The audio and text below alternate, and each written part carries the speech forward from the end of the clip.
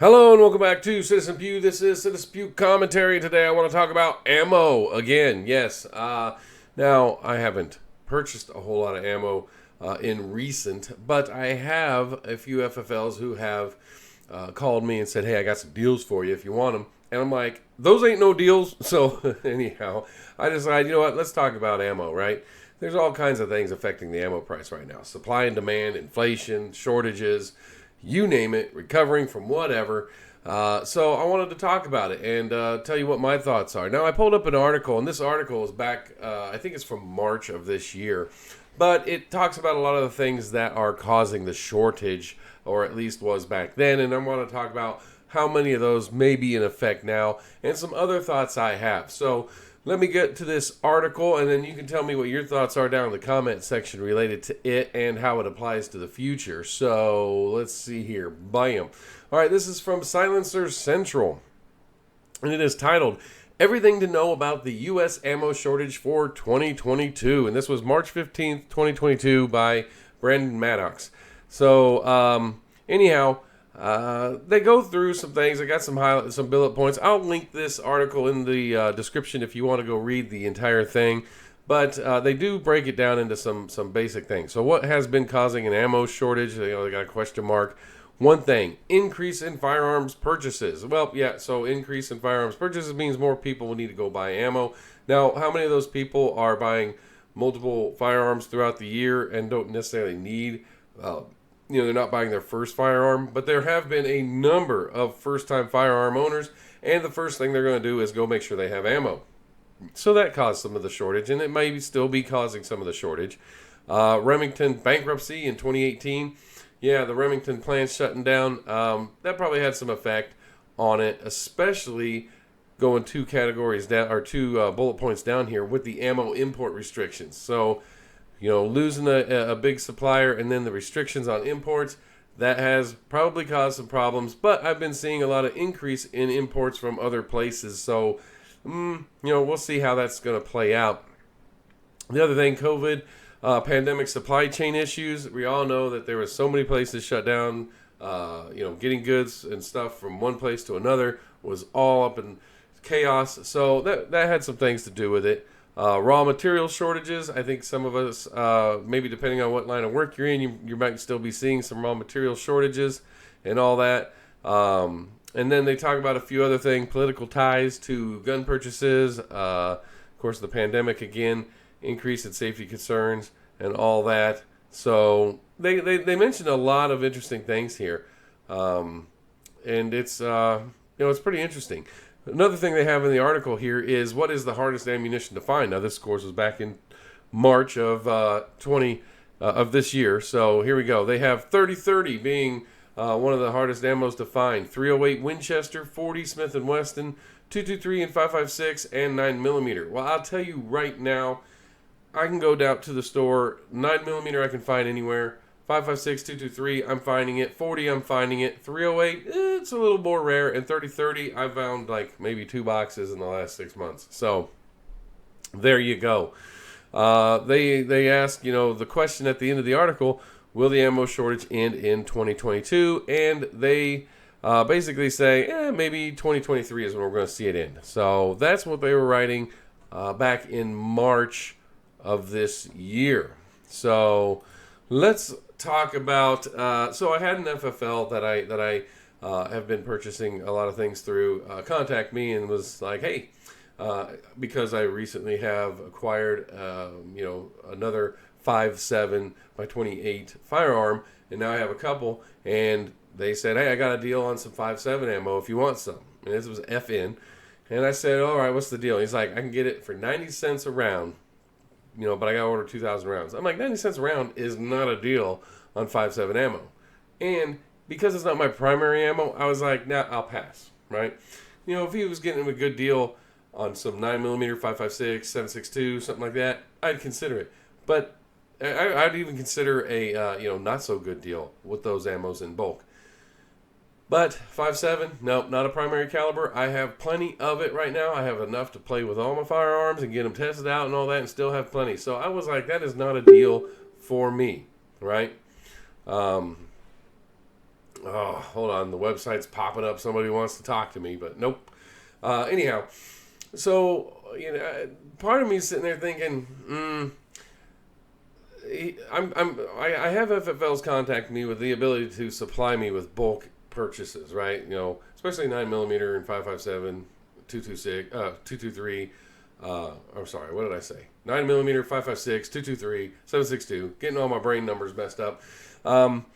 But the prices aren't all that great. They keep saying, oh, it's a price reduction or whatever, or you're buying in bulk and you're getting a good deal, and it's not much better than I can just go down to Rural King or something, or my local sporting goods store, and I can buy it for the same price. I'm finding 9mm for $16.99, $17.99 out in town. I'm not going to pay that in bulk. I'm just going to go buy a couple boxes, and so I don't have to break into my normal stuff to do my videos. That's it. Now, if I saw 9mm for, let's say, I don't know, $14.99, I might buy 500 rounds. You know what I mean? But it is what it is. So anyhow, let's start talking about what we're seeing here. So all of these people who are selling ammo, right? The distributors, your sporting goods stores, stuff like that, gun stores. They've all purchased the ammo they have on the shelves at a high price. So as ammo starts coming down in price, as the suppliers can get it cheaper, there's a whole lot of people stuck with this higher priced ammo they bought on the shelves. And I've seen this happen at Rural King, where they had ammo at a high price. Some other ammo came in, it was cheaper. Nobody bought that high priced ammo. They bought all the cheap stuff until it was gone, and then nobody bought the high stuff anyway. And it's just still sitting there. So I think we're going to have a big problem as prices start coming down even a little bit, with companies not willing to take that hit. Where they bought it high, they need to sell it high, or they're going to take a loss. So we're going to be dealing with a little bit of that, personally, I think. Now, as far as the shortage goes, I'm seeing it everywhere. The certain calibers, they're hard to find, especially like hunting rounds and stuff like that. 30-30, like I said, I still can't find 30-30 too often. But it's starting to come back. I'm finding some 45 long Colt, 45. I'm trying to think what I haven't seen. 410 is about the only thing I haven't seen, and some of the hunting rounds. But other than that, the 9mm, 40, 45, 5.56, 223, I'm seeing all that stuff. The shotgun shells are back on the shelves. You can go to Walmart and they got sleeves of shotgun shells. 410. That's the only one I can't find in my area. So anyhow, I think we're not going to see prices drop until all those high, even as the raw materials become more plentiful and the supply is just, the demand is down, supply is up. I still think there's going to be a lag period before we see prices drop, because all of these places have purchased the ammo so high that they're going to have to take either a huge loss to push it, or they're just not going to order any ammo. But the problem is somebody's going to get rid of all that high-priced ammo, start bringing in the lower-cost ammo that is coming out of the market, and they're going to get all the business, and everybody's going to have to do it. So I think it's a game of chicken on that, right? Who's going to be the first one to take a loss so that they can start getting product out? I don't know. That's my thoughts on that part of it, right? And that's really the supply and demand part. I think the supply is coming back, and I think the demand is either steadied out or or it's dropping. Because I'm seeing ammo just sitting at the stores. People are like, yeah, I'm not going to pay that price for it, and so it's got to drop eventually, right?